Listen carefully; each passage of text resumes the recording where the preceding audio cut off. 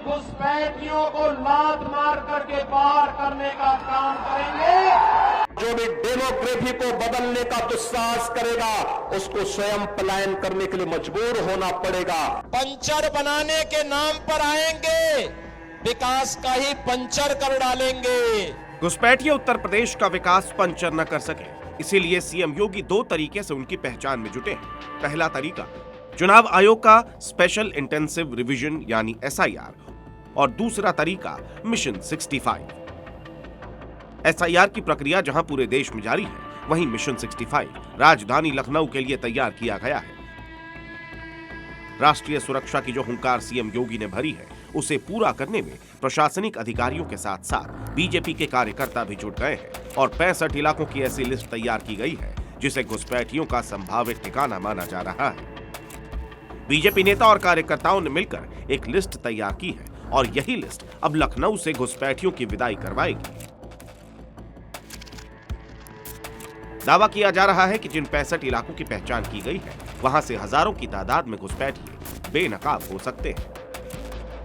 इन झुग्गी झोपड़ियों में अवैध तरीके से बांग्लादेशी रोहिंग्या घुसपैठिए रह रहे हैं। इस वक्त मैं कालिदास मार्ग के हैदर कैनाल किनारे बसी अवैध झुग्गी झोपड़ियों के बाहर मौजूद हूँ।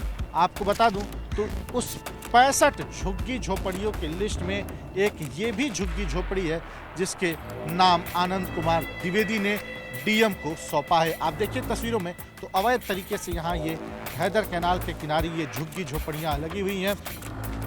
अब 65 झुग्गियों की लिस्ट लखनऊ के जिला अधिकारी को भी सौंपी जा चुकी है। मतलब झुग्गियों में रह रहे संदिग्धों की पहचान की जिम्मेदारी अब प्रशासन की है। ऐसी संदिग्ध झुग्गी झोपड़ियाँ लगभग 65 हम लोगों ने चिन्हित की है, जो फर्स्ट फेज में अभी कल मैं जिलाधिकारी महोदय को देकर के आया हूँ। हम सभी लोग ऐसा सोचते हैं कि उसमें संभावित हो सकते हैं घुसपैठिए वहाँ पर हों, तो उनको जिलाधिकारी महोदय से हम लोगों ने मांग की है कि उसकी जांच करा करके जो भी कार्रवाई वो की जाए।